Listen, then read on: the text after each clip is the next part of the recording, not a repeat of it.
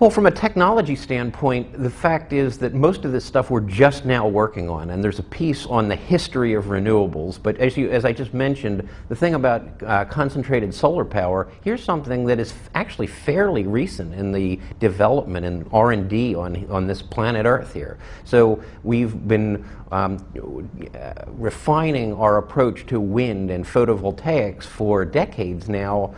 Here we have CSP coming along. It's running several decades behind this in terms of maturity. So that one of them is simply the issue of R&D. How much technology can we develop?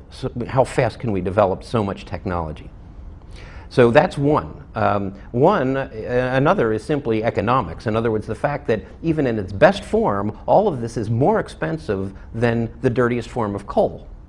So we can put a kilowatt hour of electricity on the grid for about 3 cents if you don't care how you do it. You take the top off a mountain, you take the coal, you throw it in a fire, next thing you know you got electricity at about 3 cents a kilowatt hour. That's cheap. People like cheap. You know, we were in a bad way economically.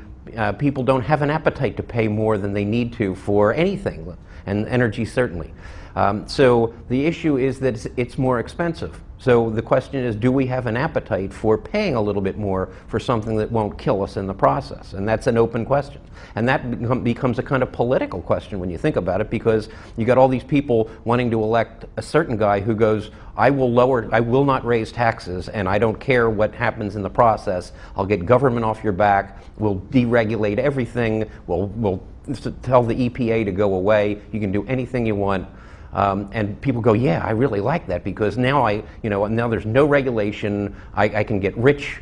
It's good for me personally. Somebody else might say, well, we can do all that, but we're all going to be dead soon. And we're going to be dead quicker if we do that stupidity rather than band together as a civilization and do what's right. Recognize that we don't have an absolute right to do whatever we want here and now on this planet.